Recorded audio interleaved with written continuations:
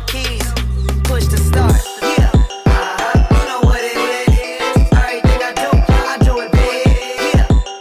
Screaming that's nothing. When I pulled on the lot, that's nothing. Trapped in my town, you see me, you know everything.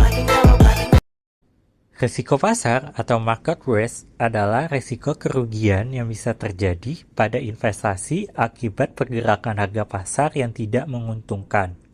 Risiko ini juga sering disebut sebagai risiko sistematis karena sifatnya menyeluruh dan tidak bisa dihindari oleh investor manapun. Jenis-jenis risiko pasar. Yang pertama itu risiko suku bunga, yaitu kerugian akibat perubahan bunga bank sentral yang mempengaruhi harga aset. Nah, kalau suku bunganya itu lagi tinggi, aset seperti obligasi itu lebih cenderung diminati oleh investor. Tapi kalau sebaliknya, suku bunganya itu turun, Bitcoin, emas, saham itu cenderung diminati oleh investor. Terus yang kedua itu risiko nilai tukar. Itu kerugian karena melemahnya mata uang domestik terhadap mata uang asing.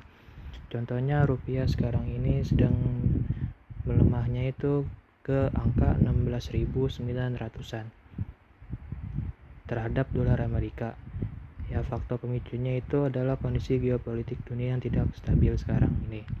Yang ketiga ada risiko harga saham, yaitu penurunan nilai aset akibat fluktuasi harga saham di bursa. Contohnya IHSG sekarang ini yang lagi drop parah ke harga 6.900 itu karena terkena kasus oleh MSCI. Dan yang terakhir ada risiko komoditas, yaitu gejolak harga barang mentah seperti emas, minyak, atau pangan yang mempengaruhi sektor terkait. Contohnya sekarang ini lagi ada perang Amerika Israel melawan Iran.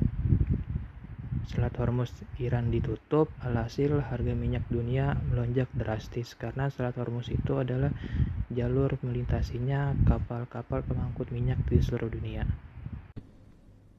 Selanjutnya, ada beberapa strategi yang bisa dilakukan untuk mengurangi atau memitigasi risiko pasar. Di antaranya, yang pertama, diversifikasi portofolio. Dilakukan dengan menyebarkan modal ke berbagai jenis aset agar tidak bergantung pada satu sektor saja. Yang kedua, alokasi pada sektor defensif. Berfokus pada perusahaan kebutuhan pokok atau makanan yang stabil meski ekonomi sulit. Yang ketiga, investasi jangka panjang. Membantu investor tetap tenang menghadapi fluktuasi pasar karena nilai aset cenderung pulih seiring waktu. Selanjutnya ada studi kasus. Pada akhir Januari 2026, indeks harga saham gabungan IHSG mengalami tekanan jual masif.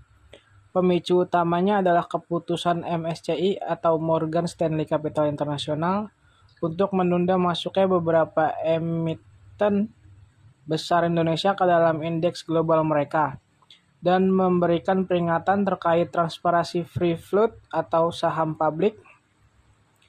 MSCI mengidentifikasi adanya pola kepemilikan saham yang terpusat pada beberapa emiten saham blue chip perusahaan besar, meskipun secara administratif memenuhi syarat 15% free float, namun kenyataannya dikuasai oleh pihak-pihak tertentu.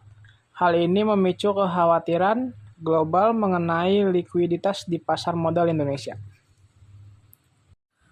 Selanjutnya analisis studi kasusnya. Yang pertama ada banyaknya emiten yang sahamnya dikuasai pihak tertentu membuat pergerakan harga mudah dimanipulasi dan tidak mencerminkan nilai pasar yang sesungguhnya. Yang kedua, IHSG sangat bergantung pada aliran dana asing.